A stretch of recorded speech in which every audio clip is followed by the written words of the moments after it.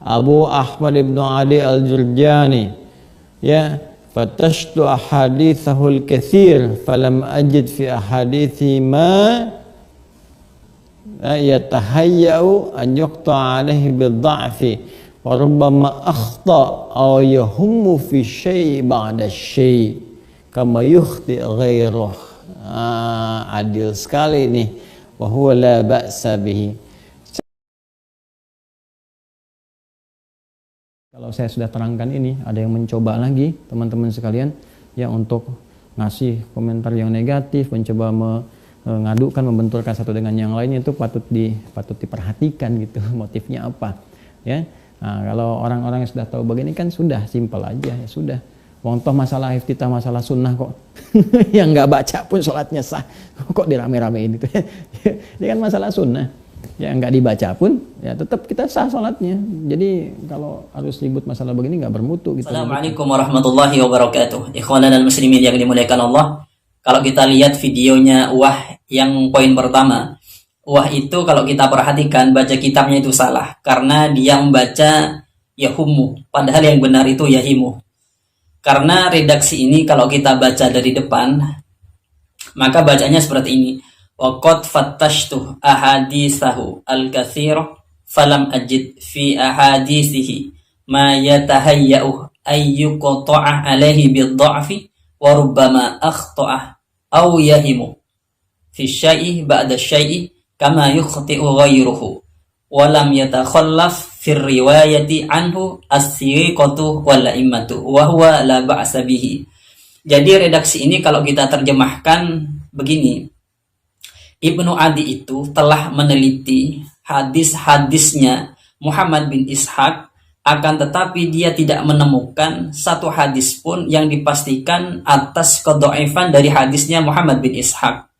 Dan terkadang, atau bahasa kita mungkin terkadang Muhammad bin Ishaq itu dia akhta'ah, keliru, au yahimu, atau dia salah duga, atau dia lupa, fi syai'i ba'da syai'i kama yukhti'u ghairuhu, seperti kekeliruan yang dialami atau yang terjadi kepada orang lain.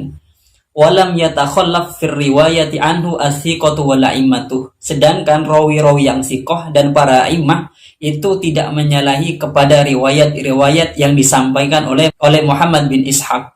Jadi karena rawi-rawi yang siqah dan para a'immah ini tidak menyalahi kepada riwayat-riwayat dari Muhammad bin Ishaq, maka hal tersebut, kelupaan atau kekeliruannya itu dianggap sebagai sesuatu yang bisa ditoleransi. Jadi titik poinnya bukan kekeliruan atau salah duga yang umum, akan tetapi titik poinnya adalah kepada kesalahan atau salah duga atau kelupaan yang mana hal tersebut tidak menyalahi kepada rawi-rawi yang siqah. Begitu intinya seperti itu. Sehingga kejadian yang seperti ini atau hal ini dianggap sebagai hal yang ditoleransi atau la ba'sa bihi.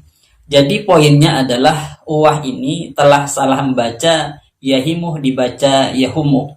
Kalau kita lihat di dalam kitab yang lain, ini kan di dalam kitab Tahdhibul Kamal fi Asma'ir Rijal. Kalau di dalam kitab Ahkamul Wusta, di sana yahimuh bukan memakai siwat fi'il mudhari'nya, akan tapi memakai fi'il madinya.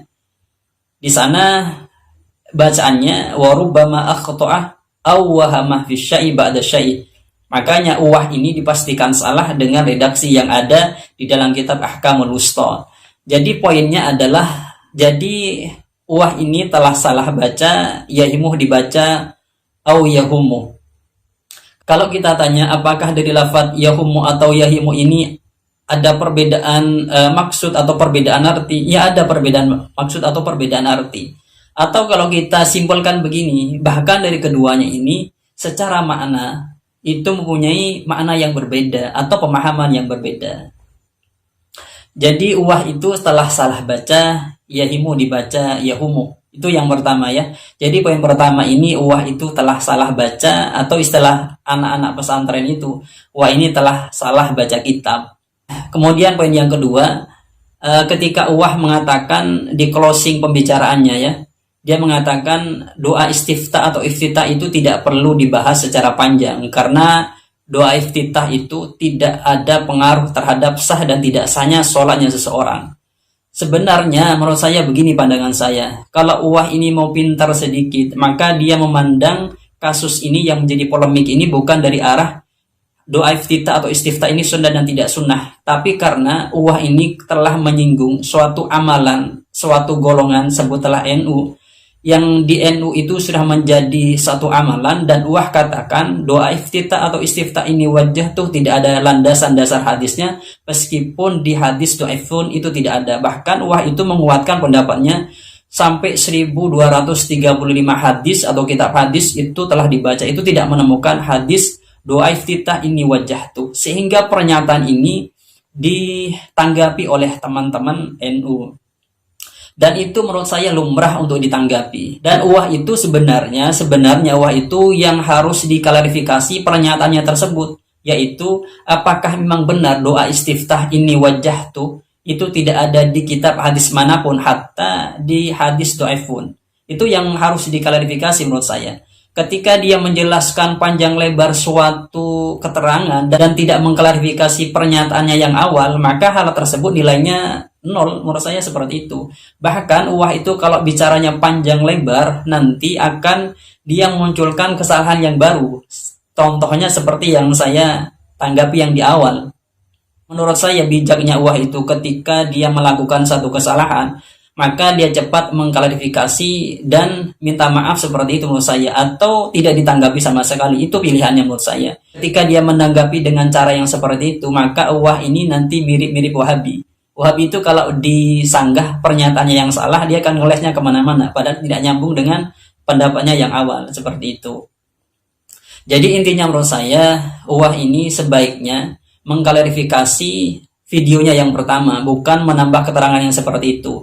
Dan perlu diingat oleh teman-teman sekalian dan juga oleh Uwah ini kalau mendengar apa yang saya sampaikan.